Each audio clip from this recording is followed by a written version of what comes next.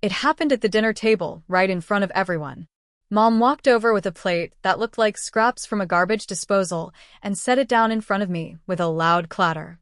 "You should be grateful for leftovers, Anastasia," she announced, making sure her voice carried to every corner of the dining room. "That's all you've earned around here." The entire table erupted in laughter.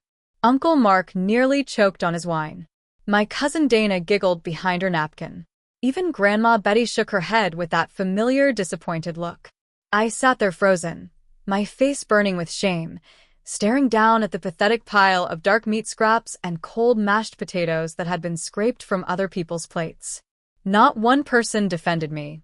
Not a single soul spoke up to say it was wrong. They all just watched me like I was some kind of entertainment, waiting to see how I'd react.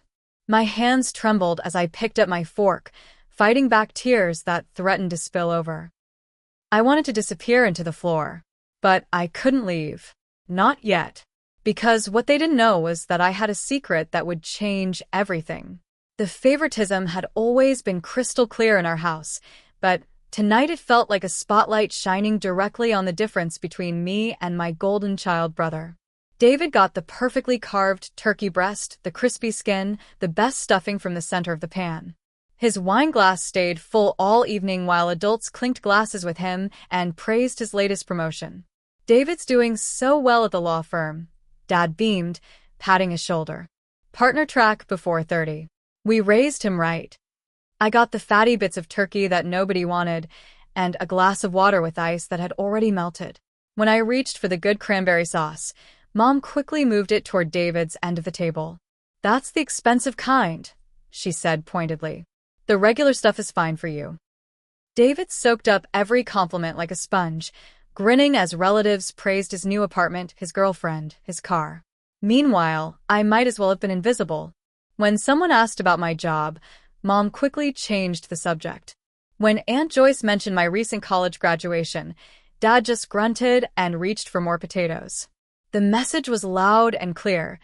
David was the success story, and I was just the disappointment taking up space. I gripped my napkin so tight my knuckles turned white. Every fiber of my being wanted to stand up, throw that pathetic plate of scraps in the trash, and walk out that front door forever.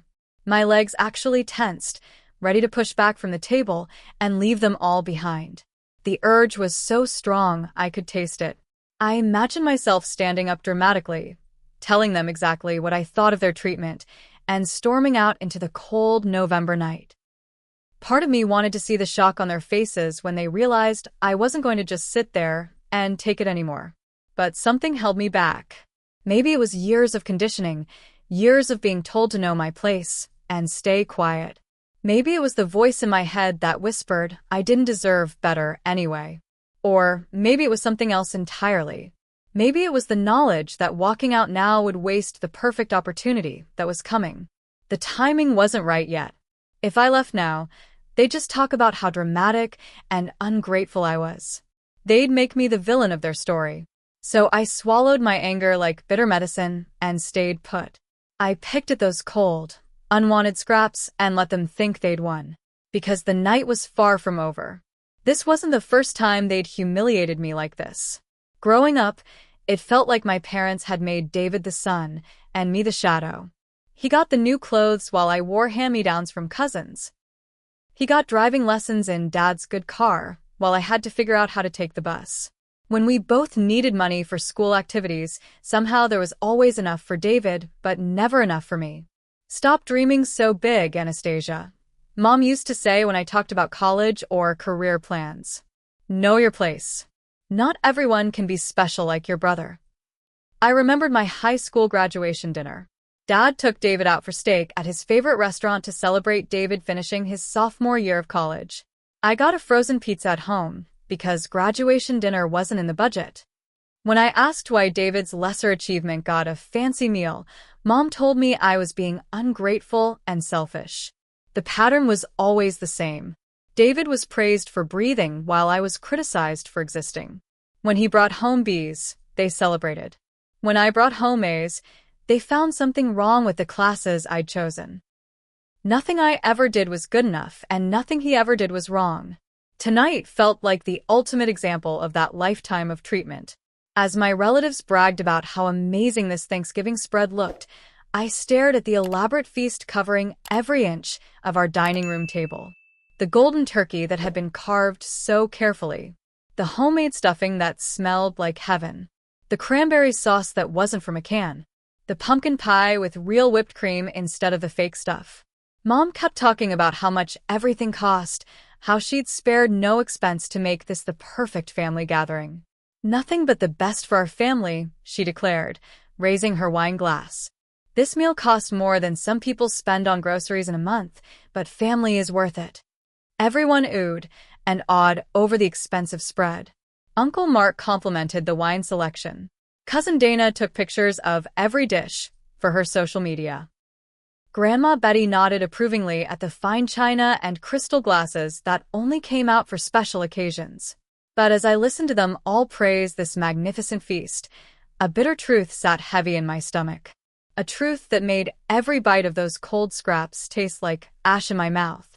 Because what none of them knew, what not a single person at this table realized, was that I had paid for every single bite of this dinner they were enjoying so much.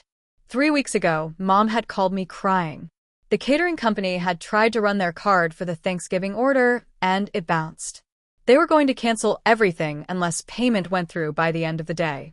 The family dinner, the one they'd been planning for months, was about to fall apart. "Please, Anastasia," she'd begged over the phone. "We just need you to cover it until payday. Dad's bonus comes through next week, and we'll pay you back immediately. I promise. This dinner means everything to your grandmother, and if we have to cancel now, it'll break her heart." I should have said no. I should have told them to figure it out themselves. But hearing Mom cry, thinking about disappointing Grandma Betty, I couldn't do it. I drove straight to the catering company and put the entire order on my credit card. $3,000 for a dinner that was supposed to show how successful and generous my parents were. They promised to pay me back the following Friday. That was 2 weeks ago. When I'd asked about it last week, Dad had waved me off and said, "We'll get you next time." As if I'd loaned them $20 for pizza instead of $3,000 for their family reputation. And now here they were, acting like they'd provided this feast themselves while serving me literal leftovers. What made it even worse was listening to David take credit for helping with the dinner. As relatives complimented the spread, I heard him telling Uncle Mark about how he'd pitched in to make sure this was a special Thanksgiving. He spoke like he'd been part of planning and paying for everything. "I want to make sure Mom and Dad didn't stress about the cost," he said with that fake humble tone he used when he wanted to sound generous. "Family comes first, you know?"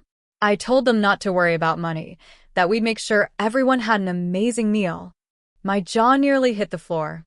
We'd make sure? He hadn't contributed a single penny. He'd never even been asked to contribute. But there he was, soaking up praise from our relatives for his generosity and thoughtfulness, letting them think he was the one who'd saved Thanksgiving. Uncle Mark clapped him on the shoulder. "That's what I like to hear. A son who takes care of his parents.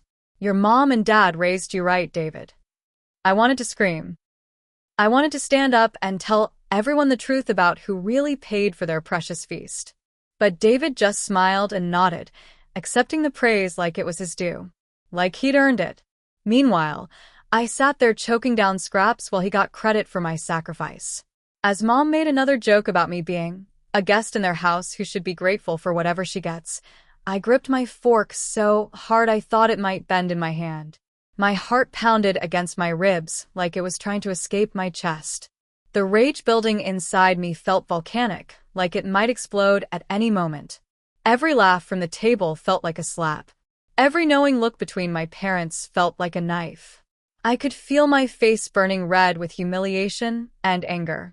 My breathing got shallow and quick, the way it did when I was about to lose control. Part of me wanted to flip the table. Part of me wanted to scream at all of them until my throat was raw. Part of me wanted to tell them exactly what I thought of their treatment, their favoritism, their lies. The words were right there, burning on my tongue. But somehow I stayed silent. Somehow, I kept eating those pathetic scraps while they laughed at my expense. I dug my fingernails into my palms under the table until I was sure they'd leave marks. because something told me to wait. Something told me that patience would be rewarded, that the perfect moment was coming, and when it arrived, I'd be ready. If you're enjoying this story of family revenge, make sure to subscribe for more incredible true stories that will shock you. The humiliation brought back a memory I'd tried to forget. My high school graduation dinner, when I'd worked my butt off to graduate valedictorian while working part-time to save money for college. I'd been so proud, so excited to celebrate with my family. But when we got to the restaurant, Mom and Dad announced they'd forgotten to make a reservation for me. There wasn't room at their table. David was home from his sophomore year of college, and somehow his meaningless semester completion was more important than my actual graduation achievement. I sat at the bar eating a soggy sandwich while my family enjoyed steaks and lobster at a table 20 feet away. I could see them toasting David, hear them laughing and celebrating, while I sat alone on a bar stool trying not to cry into my food. When I'd asked why they hadn't included me, Dad said I was being dramatic. "It's just dinner, Anastasia. Don't make everything about you." As if I was being selfish for wanting to be included in my own graduation celebration. That same ache filled my chest now, that same feeling of being erased from my own family. But this time was different. This time I wasn't 18 and powerless. This time I had information that could change everything. This time I wouldn't be eating alone while they celebrated without me. My cousin Dana, who was sitting closest to me, leaned over and whispered in my ear while the adults were busy arguing about football. "Why do you let them treat you like this?" she asked, her voice low and concerned. "This isn't normal, Anastasia. Families don't treat each other this way." Dana had always been different from the rest of our relatives. She noticed things. She saw the favoritism that everyone else pretended didn't exist. She'd been watching this dinner unfold with increasingly horrified expressions. I turned to look at her, this young cousin who had more spine than most of the adults at this table. For a moment, I considered telling her everything. About the payment, about the lies, about years of this treatment. But instead, I smiled a small secret smile. "Because tonight isn't over yet," I whispered back. Dana's eyebrows shot up. She studied my face, probably trying to figure out what I meant. But before she could ask more questions, Dad started making noise about getting ready for his big toast. The one he made every year where he praised David and barely mentioned my existence. Dana squeezed my hand under the table, a small gesture of support that meant more than she could know. At least one person in this family saw what was happening. At least one person was on my side. Dad pushed back his chair and stood up, grabbing his wine glass with a flourish. "Time for the annual toast," he announced, and everyone turned their attention to him like he was about to deliver the State of the Union address. He cleared his throat dramatically. "I want to toast my son David, who continues to make us proud every single day. Partner track at his law firm, beautiful girlfriend, that amazing apartment downtown. David represents everything we tried to teach our children about success and determination." Everyone raised their glasses toward David, who basked in the attention like a cat in a sunbeam. "To the son who makes us proud," Dad declared, and glasses clinked around the table. I sat there with my water glass, watching this familiar scene play out exactly like it had every holiday for years. No mention of my name. No acknowledgement of my accomplishments. No recognition that I even existed as their child. David stood up to accept the praise, giving a humble little speech about family values and how our parents had shaped him into the man he was today. Everyone nodded and smiled and ate it up like candy. My face burned with anger and hurt, but underneath it, something else was building. Something that felt like anticipation. Because this toast, this public declaration of favoritism, was about to become very awkward for everyone involved. I excused myself from the table, mumbling something about needing the bathroom. My legs felt shaky as I walked down the hallway, but not from nerves. From adrenaline. From the knowledge that everything was about to change. In the bathroom, I stared at my reflection in the mirror. The same face that had been overlooked and dismissed and humiliated for years. But tonight, I wasn't going to stay small. Tonight, I wasn't going to accept their scraps and smile gratefully. I pulled out my phone and checked my voicemail. There it was, just like I'd hoped. A message from the catering company from earlier today that I hadn't listened to yet. My finger hovered over the play button. This was it. This was my moment. I could go back to that table, sit down quietly, finish my cold leftovers, and let them continue treating me like garbage. Or I could walk back in there and change everything forever. I thought about 18-year-old me, sitting alone at that bar during my graduation dinner. I thought about every time they'd chosen David over me. Every time they'd made me feel small and worthless and invisible. That girl deserved better. And tonight, she was finally going to get it. I straightened my shoulders, lifted my chin, and walked back to that dining room like I was walking into battle. When I sat back down at the table, the conversation had moved on to David's latest vacation plans. He was telling everyone about the ski trip he was planning with his girlfriend, showing pictures on his phone of the expensive resort they'd booked. Some of us work hard enough to afford nice things, Mom said, shooting a pointed look in my direction. It's all about priorities and making smart choices. The implication was clear. David was successful because he was smart and hardworking. I was struggling because I was lazy and made poor decisions. Never mind that I'd worked 2 jobs through college while David got a free ride. Never mind that I'd graduated with honors while he barely scraped by. Anastasia probably thinks we're all showing off, David said with a laugh that wasn't quite friendly. She's always been jealous of other people's success. Remember when she used to cry because I got better Christmas presents? The table chuckled at this childhood memory that had been twisted into a character flaw. Poor jealous Anastasia, always wanting what other people had instead of being grateful for what she got. I smiled and nodded along like I found it funny too. Like their insults were just harmless family teasing. Because in about 30 seconds, none of them were going to be laughing anymore. That's when my phone buzzed. The sound was louder than usual in the momentary quiet between conversations. Everyone glanced at it, sitting there on the table next to my plate of scraps. David rolled his eyes. Probably her job calling her in to work. Poor Anastasia. Always scraping by. Can't even enjoy Thanksgiving without work interrupting. More chuckles around the table. More knowing looks about my pathetic life and poor choices. Uncle Mark shook his head sympathetically, like I was some charity case who couldn't catch a break. Some people just can't get ahead, Mom said with fake concern. They make one bad decision after another and wonder why they can't succeed like other people. I picked up my phone and looked at the screen. The voicemail notification was right there from Golden Valley Catering. Perfect timing, like the universe had decided to help me out. Just a voicemail, I said casually. Should I check it? It might be important. Dad waved his hand dismissively. Go ahead, but make it quick. We're in the middle of family time here. I pressed play and turned the volume up just enough. The message started playing, and the cheerful voice of the catering company representative filled the dining room. Hi, Anastasia. This is Jessica from Golden Valley Catering, the voice said clearly into the sudden silence. I'm calling to confirm that we receive your payment for the Johnson family Thanksgiving order. The full balance of $3,047.63 was processed on your credit card ending in 4829. Thanks again for covering everything on such short notice. We really appreciate customers like you who help us make family gatherings special. Have a wonderful Thanksgiving. The message ended with a cheerful beep that seemed to echo in the suddenly dead silent dining room. Every fork stopped moving. Every conversation died mid-sentence.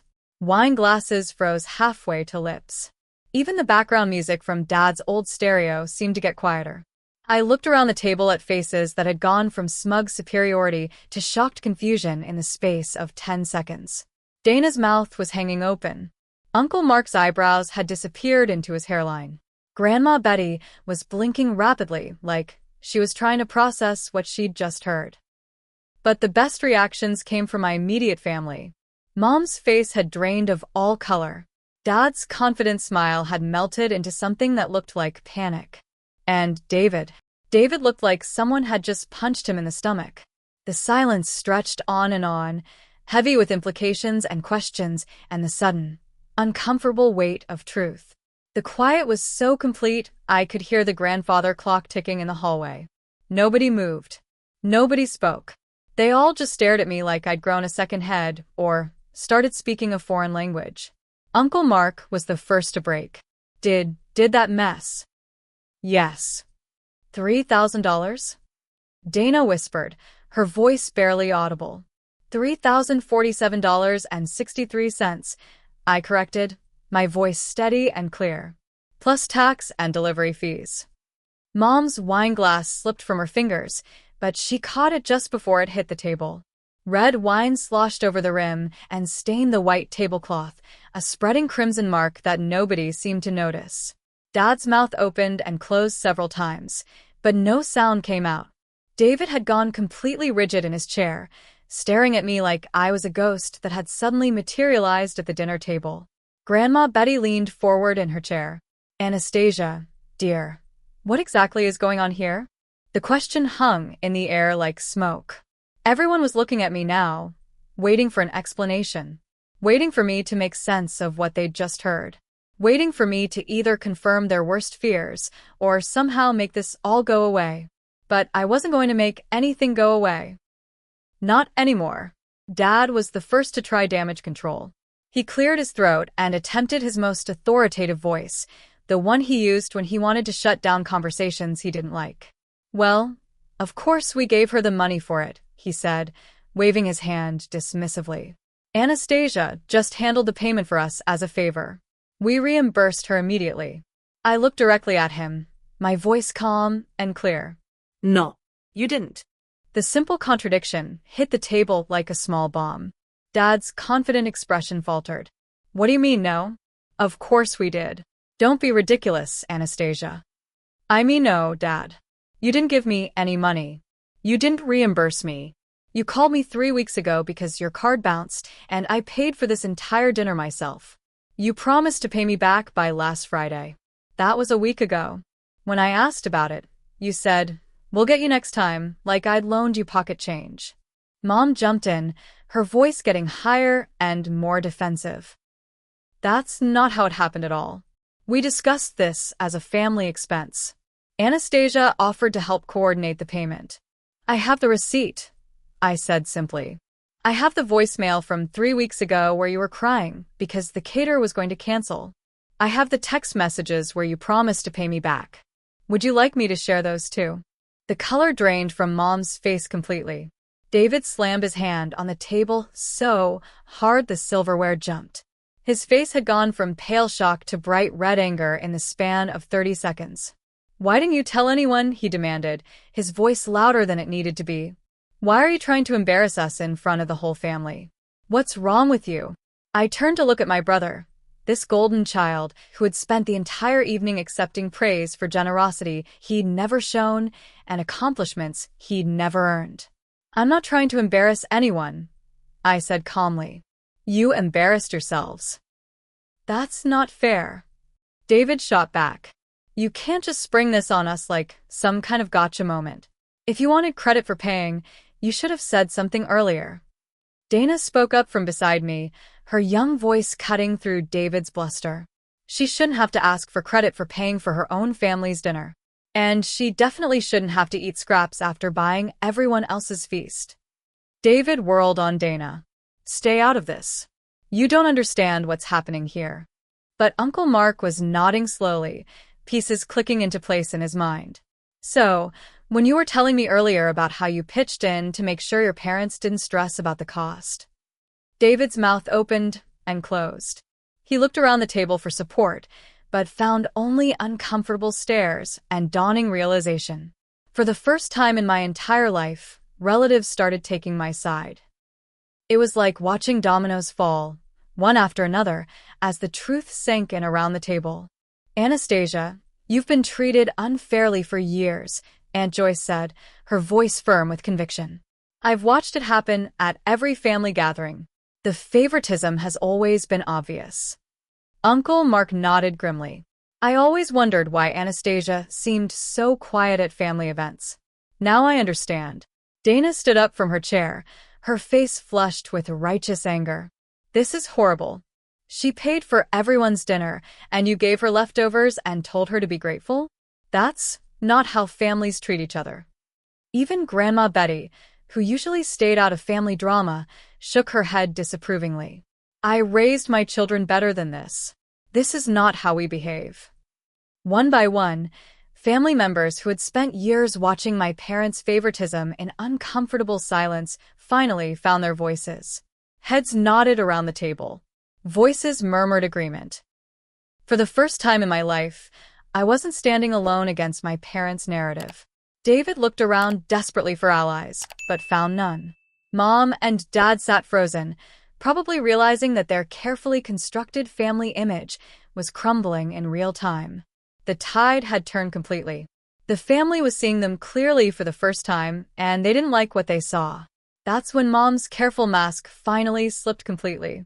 All pretense of being the loving, fair mother disappeared as her real feelings came pouring out. "Fine," she screamed, loud enough that I was sure the neighbors could hear. "You want the truth? You'll never be anything but second place in this family, Anastasia. David is our success story. David makes us proud. You're just the disappointment we have to tolerate." The entire table went dead silent. Even David looked shocked at the venom in her voice. But Mom wasn't done. "You've always been jealous of your brother. Always whining about fairness and equality when life isn't fair. Some people are just born to be winners, and others are born to serve them. That's the way the world works." Her words hung in the air like poison gas. Uncle Mark actually leaned back in his chair like he'd been physically struck. Aunt Joyce covered her mouth with her hand. Dana started crying. But I just looked at my mother, really looked at her, and felt something shift inside me. For years, I'd thought there was something wrong with me. For years, I'd believed their narrative that I wasn't good enough, wasn't trying hard enough, wasn't worthy of their love. Now I could see the truth. There was nothing wrong with me. There was something very wrong with them. "Second place doesn't pay first-class bills," I said quietly.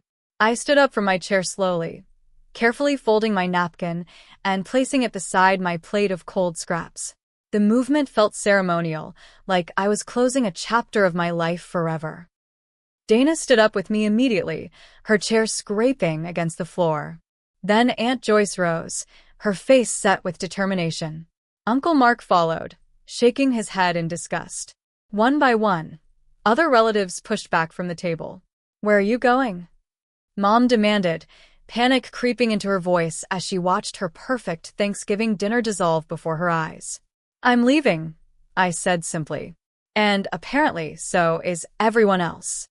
Grandma Betty was the last to stand, using her walker to push herself up from her chair. She looked directly at my parents with disappointment I'd never seen before. "I'm ashamed of how you've treated this girl," she said, her voice shaking with emotion. She deserved better from her family. We moved toward the front door like a slow procession. Behind us, I could hear Mom starting to cry and Dad making desperate attempts to convince people to stay. But nobody turned around. Nobody looked back. As I reached for my coat, I felt lighter than I had in years. Like I was finally free from something that had been weighing me down my entire life. As our group reached the driveway, I turned back one last time to look through the dining room window. The scene inside was like something from a movie about family dysfunction.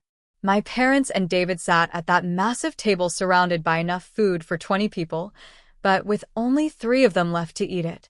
The fancy china and crystal glasses that had seemed so impressive an hour ago now looked ridiculous and excessive. All that expensive food, all that careful presentation, all meaningless without people to share it with. Mom was crying into her hands while Dad sat stiffly in his chair, probably trying to figure out how to salvage this disaster. David stared at his plate like he was seeing it for the first time, maybe finally understanding what his complicity in their treatment of me had cost. The dining room that had been full of laughter and conversation was now silent except for Mom's sobs. The feast they'd been so proud of was going to waste.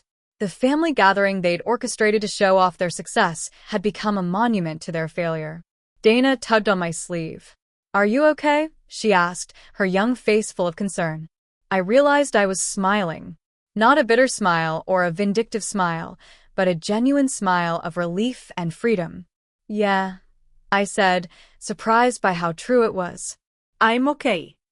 In Uncle Mark's car, driving away from the house I'd grown up in, Aunt Joyce reached over from the passenger seat and grabbed my hand. "I'm so sorry, sweetheart," she said, tears in her eyes. "We all saw how they treated you over the years, and we should have said something sooner. We should have stood up for you." Uncle Mark nodded grimly as he drove. I always thought it was just typical sibling rivalry or birth order stuff. I didn't realize how bad it really was until tonight. Dana, sitting next to me in the back seat, was still processing everything. "How long has this been going on?" she asked. "My whole life," I admitted. But tonight was the first time I decided not to just take it quietly. Aunt Joyce squeezed my hand tighter. "You've been their scapegoat for too long. Tonight, you showed everyone who you really are, and more importantly, you showed them who they really are." As we drove through the quiet streets, past houses with warm lights and families probably having normal holiday dinners, I felt something I hadn't felt in years. I felt valued. I felt heard. I felt like I mattered.